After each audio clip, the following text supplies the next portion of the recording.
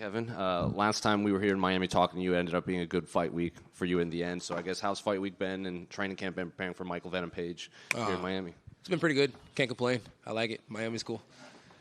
Obviously, the last time you prepared for a high-level karate stylistic fighter was Wonder Boy. Didn't end up going your way. Did you kind of take anything from that camp that you could bring into this camp to prepare for MVP? The camp was good. The camp was solid. I didn't have Suge there, so that was a little different. I have Suge at this one. He's a juggernaut. It's always nice to have him there. I probably took more away from the fight than the camp. Just don't break your hand. MVP was in here earlier, and he said that your name wasn't one that he thought they would offer you, but when they did, he could feel the fans were very excited for this fight. And I'm curious, do you feel that from the fans too, considering how popular MVP was before he came to the UFC and the fact that he's matched up with a high-level striker like yourself? The fans are pretty happy. I tend to read the comments. They'd have been a little bit more happy with a Wonder Boy fight, which makes a lot of sense, to super experienced traditional martial artists with good backgrounds in that traditional martial artist going at it. But they got me, and I think as long as I'm option B, I'm always a good option B for these guys, and that works for me. Well, I was going to bring that up because, he said it's basically just, he has a Kung Fu background too, and he's looking forward to, two Kung Fu fighters being in the octagon there. So is that how you're viewing it too? Yeah, everybody's Kung Fu fighting. I think I said that a while back, though. He said that, considering, you're known to talk in the octagon, he's also known to talk when he was fighting in Bellator, and he said it would be the first in-cage podcast in there when you guys are both talking to each other while you're fighting. So I guess what's your reaction to that? Typical big mouth, I always have a casual conversation because that's how you rule the nation, but, we'll see how much talking we do. And I am curious, how much did you know about MVP before he signed? Because a lot of fighters, they never... before your fight with Michael Chiesa, he even said, I would love to welcome MVP to the UFC.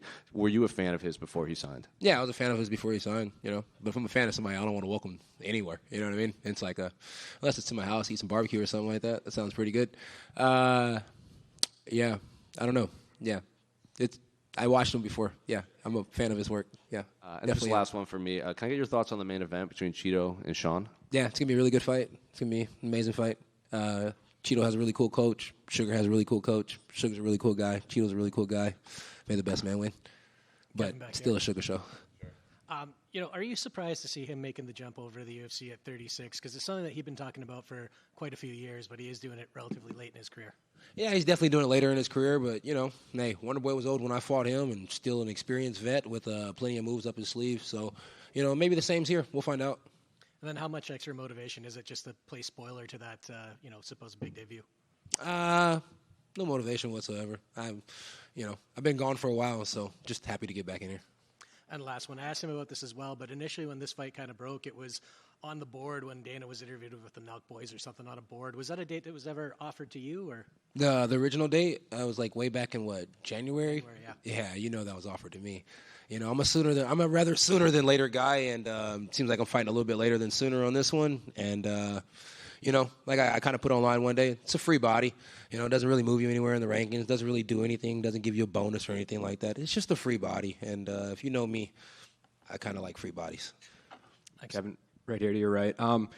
You fought Stephen Thompson, so obviously you're familiar with the kind of karate style, but MVP kind of does those weird things where, he's dancing, he's putting his hands down. I guess kind of what do you make of that, and was there anything different in preparation you had to do to prepare for something like that? Nah, you kind of don't really ever change up anything in preparation when you're fighting a guy like that. You can bring in some karate guys. They're never really going to mimic exactly what you want. I did hit at Raymond Daniels, and shout out to him because he was like, him and MVP go back, and he wasn't going to cross that line. So props to him. One hell of a martial artist. No real big changes. Same old same. If my right hand lands, it lands. If my left hand lands, it lands. In Miami, when my left hand lands, it lands nice and it lands nasty. And then I still have some other tricks that I can pull out too. When he does those things, do you feel like it's more of a distraction? Is it more of a mental thing kind of to distract his opponent? Or do you feel like there is some actual technique involved in setting up his... Yeah, he's been fighting like that for a long time. And usually when he does it, he usually slaps somebody right across the cheeks. So hopefully when he does it, I slap him first.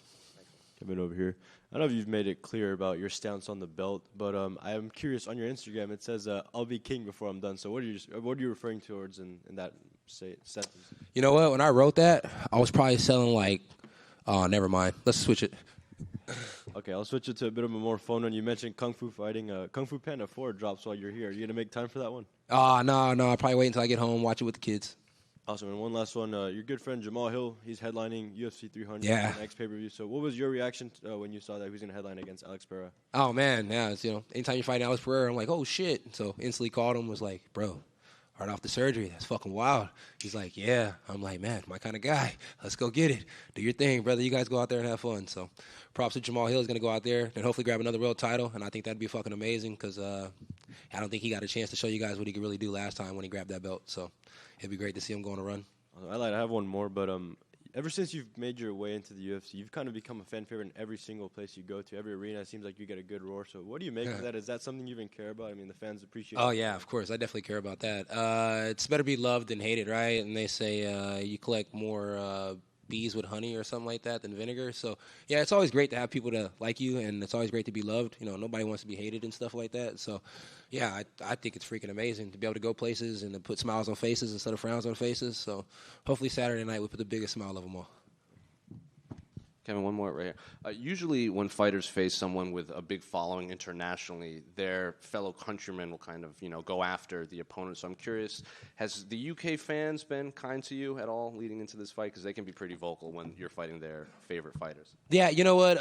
When I was fighting some of these other guys from different places, they tend to come pretty hard. But kind of like my man over here said, I've kind of got a good relationship with everybody. And, they've been pretty nice. And I think they know this boy's been living in Texas for a long time, and he shouldn't have a problem catching a snake. Appreciate you guys.